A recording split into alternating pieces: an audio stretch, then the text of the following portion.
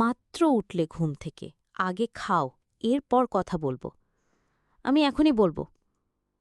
কথাগুলো বলবো বলবো করে বলা হয়নি।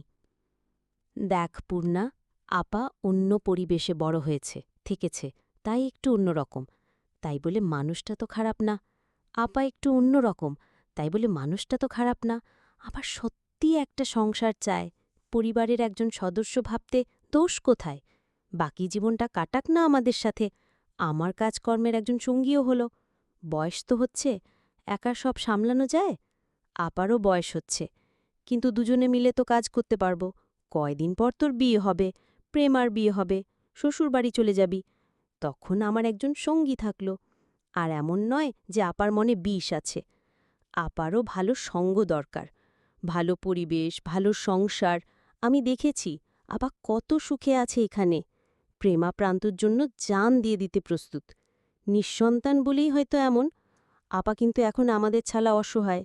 উনার মা মারা গেছে, বাবা তো নেই, আত্মীয় স্বজন নেই। এই বয়সে যাবে কই? আমরা একটু মানিয়ে গুছিয়ে নিতে পারি না? সতীন হলেই সে খারাপ হবে, সৎ মা হলেই সে খারাপ হবে, এমন কোনো বাণী আছে? পূর্ণা বেশ অনেকক্ষণ চুপ রইল। এরপর বলল, কিন্তু উনি অনেক সাজগোজ করেন। যদিও আমাকে কিছুক্ষণ আগে বলেছেন আর সাজবেন না, তবে ওনার কথার ধরন আমার ভালো লাগে না। শকে স উচ্চারণ করেন, শুদ্ধ অশুদ্ধ মিলিয়ে জগা খিচুড়ি বানিয়ে কথা বলেন। হেমলতা পূর্ণার কথায় হাসলেন।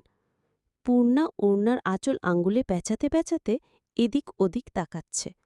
হেমলতা পূর্ণার মাথায় হাত রাখেন, বললেন, তোর আপা যদি প্রান্তকে শুদ্ধ ভাষা রপ্ত করিয়ে দিতে পারে, তুই তোর বাসন্তী খালাকে স উচ্চারণ শিখাতে পারবি না? উনি শিখবেন? বললে অবশ্যই শিখবেন। সত্যি? বলেই দেখ।